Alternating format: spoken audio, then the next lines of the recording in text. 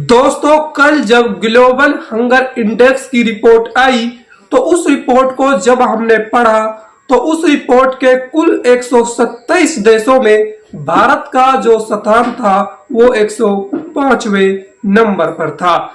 इससे पहले 2023 में ग्लोबल हंगर इंडेक्स की रिपोर्ट आई तो उस वक्त भारत का जो स्थान था वो 125 देशों में 11वें नंबर पर था। तो उस वक्त जो भारत के बाल विकास मंत्रालय उन्होंने इस रिपोर्ट को गलत बताया था। जब 2022 में ये रिपोर्ट आई तो उस वक्त जो भारत का स्थान था वो 107वें नंबर पर था। अगर 2022 और 2023 को एक साथ मद्देनजर रखते हुए देखा जाए तो भारत के इस बार मामूली सी बढ़ोतरी हुई है। वहीं 2024 की रिपोर्ट जब हमने पाकिस्तान की आगे बढ़ते हुए देखी तो पाकिस्तान का स्थान जो 2023 में 102 नंबर पर था वो बढ़कर इस बार 109 नंबर पर पहुंच गया, यानी कि उसको 7 पॉइंटों का और ज्यादा नुकसान हो गया। इस रिपोर्ट को जब हमने और ज्यादा ध्यान से पढ़ा तो हमें पाया हमारे एशिया के पड़ोसी देशों में श्रीलंका 56वें नंबर पर है, जो नेपाल है वो 68वें नंबर पर है और जो तीसरा बांग्लादेश 84वें नंबर पर आता है, 3 नंबर पर है। इसके अलावा यहाँ पर एशिया के कुल 21 देश थे जिनकी लिस्ट ये सामने आपके चलती हुई नजर आ रही है। इसके अलावा जब हमने ज्यादा ध्यान से इसको और बारीकी से पढ़ा तो हमें पाया चीन, यूएई, कुवैत के समेत 22 ऐसे देश हैं जो इस वक्त पहले नंबर पर बने हुए हैं, जिनका जो ग्लोबल हंगर इंडेक्स है वो 1 से लेकर 10 तक है, यानी कि वो बेहतर स्थिति में है। ग्लोबल हंगर इंडेक्स रेशियो के हिसाब से जो श्रीलंका का रेशियो है वो 11.3% है। जो रेशियो 1 से 10 तक होता है वो बेहद अच्छा होता है, जो 10 से 20 तक होता है वो सामान्य होता है, और जो 20 से 35 तक होता है, जो 35 से 50 है वो चिंताजनक होता है, और जो 50 से ऊपर होता है वो ज्यादा ही चिंताजनक होता है। अगर श्रीलंका को देखा जाए तो वो 11.3% है, नेपाल को देखा जाए 11.7% है, बांग्लादेश को देखा जाए तो 19.4% है, यानी कि ये जो तीनों देश है वो सामान्य रेशियो के हिसाब से ग्लोबल हंगर इंडेक्स में इनका स्थान आता है। अगर भारत और पाकिस्तान को देखा जाए तो भारत का जो ग्लोबल इंडेक्स रेशियो के हिसाब से जो नंबर आता है वो 27.3% है। अगर पाकिस्तान की बात करी जाए तो पाकिस्तान भारत से थोड़ा ही पीछे है, उसका जो ग्लोबल हंगर इंडेक्स रेशियो के हिसाब से जो नंबर आता है वो 27.9% है, यानी कि भारत और पाकिस्तान दोनों इस वक्त गंभीर स्थिति से जूझ रहे हैं। अब देखते हैं ग्लोबल हंगर इंडेक्स कैसे कैलकुलेट किया जाता है और किस प्रकार से इसको निकाला जाता है।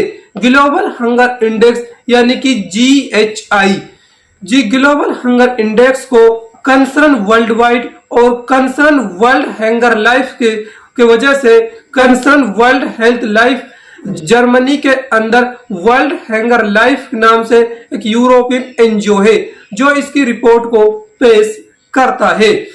किसी भी देश के 3 डायरेक्शन और 4 पैमानों के आधार पर ग्लोबल हंगर इंडेक्स यानी कि GHI को निकाला जाता है। जो 3 डायरेक्शन है उनमें सबसे पहले आती है अंडर रिसीमेंट, जो नंबर 2 पर आती है चाइल्ड मोर्टेलिटी, जो नंबर 3 पर आती है वो आती है चाइल्ड न्यू रिसोटोन। अगर देखा जाए तो सबसे पहले अंडर रिसीमेंट जो अंडर रिसीमेंट होती है वो ये होती है कि एक स्वस्थ व्यक्ति को कितनी कैलोरी नहीं मिल रही है। जो कैलोरी उस स्वस्थ व्यक्ति को नहीं मिल रही है उस कैलोरी के हिस्से को उस देश की कुल आबादी के साथ कैलकुलेट किया जाता है, इसको कहते हैं अंडर रिसीमेंट। उसके बाद जो नंबर 2 पर आती है वो आती है चाइल्ड मोर्टेलिटी। चाइल्ड मोर्टेलिटी का मतलब यह है अगर एक साथ 1000 बच्चों का जन्म हुआ है तो उसमें कितने बच्चे ऐसे हैं जो 5 साल से पहले जिनकी डेथ हो गई हो या वो इस दुनिया को छोड़कर चले गए हो। अब बाद में नंबर 3 पर आती है चाइल्ड अंडर न्यूट्रिशन। इसके अंदर 2 कैटेगरी होती है, चाइल्ड वेस्टिंग और चाइल्ड स्टेटिंग। चाइल्ड वेस्टिंग जो नंबर 1 है, उसके अंदर 5 साल के ऐसे बच्चे जो दुबले पतले और कमजोर हैं, जिनका जो वजन है वो उनके उम्र के हिसाब से कम है। इसके बाद नंबर 2 पर आती है चाइल्ड वेस्ट स्टेटिंग। चाइल्ड स्टेटिंग का मतलब यह है ऐसे कितने बच्चे हैं 5 साल की उम्र तक जिनके उम्र के हिसाब से जिनका जो कद है या जिनको जो कद है या हाइट है वो नहीं बढ़ रही। इन 3 डायरेक्शनों के 4 पैमानों के आधार पर ग्लोबल हंगर इंडेक्स यानी कि GHI को निकाला जाता है। अब जो ये रिपोर्ट पेश की गई है जिसमें भारत का 105वां नंबर है 127 देशों में, इसमें ये जो 4 पैमाने भारत के रखे गए थे उनमें सबसे पहले थे भारत की कुल कुपोषित आबादी जिसको 13% पाया गया। उसके बाद जो दूसरा पॉइंट था वो यह था कि भारत के ऐसे कितने बच्चे हैं जिनकी 5 वर्ष की उम्र तक हाइट नहीं बढ़ रही थी। उसके आधार पर जो भारत के बच्चे पाए गए थे वो 35.5% पाए गए थे। उसके बाद नंबर 3 आता है। नंबर 3 को अगर देखा जाए तो भारत के ऐसे कितने बच्चे हैं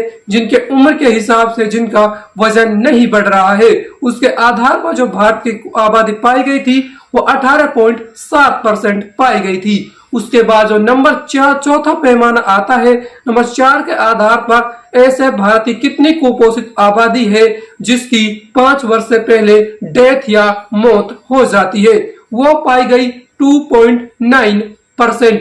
इन्हीं 4 मुख्य पैमानों के आधार पर यह जो ग्लोबल हंगर इंडेक्स GHI है इसको निकाला जाता है। पिछले 10 साल में ग्लोबल हंगर इंडेक्स की रिपोर्ट को देखा जाए तो जब 2014 में मोदी जी पहली बार भारत देश के प्रधानमंत्री बने थे, उस वक्त जो ग्लोबल हंगर इंडेक्स की रिपोर्ट थी उसमें भारत का 55वें नंबर पर आता था। आज पिछले 10 साल में बढ़कर वो 105 नंबर पर पहुंच गया है, यानी कि 50% की वृद्धि उसमें हो गई है। ऐसा 2020 में एक वक्त आया था जो ग्लोबल हंगर इंडेक्स की रिपोर्ट है उसमें भारत का स्थान 94 यानी कि 100 के अंडर आ गया था, लेकिन उसके बाद दोबारा से बढ़ोतरी हुई। आज 2024 की ग्लोबल हंगर रिपोर्ट में भारत 105वें नंबर पर है। 2023 में भारत का 111वां स्थान पर नंबर आया तो उस वक्त भारत ने के बाल विकास मंत्रालय ने इस रिपोर्ट को खारिज करते हुए झूठे बताई थी। उन्होंने कहा था यह भारत की छवि खराब करने के लिए यह रिपोर्ट पेश की गई है। तो दोस्तों, अगर आपको हमारी ये रिपोर्ट अच्छी लगे तो हमारी इस वीडियो को शेयर सब्सक्राइब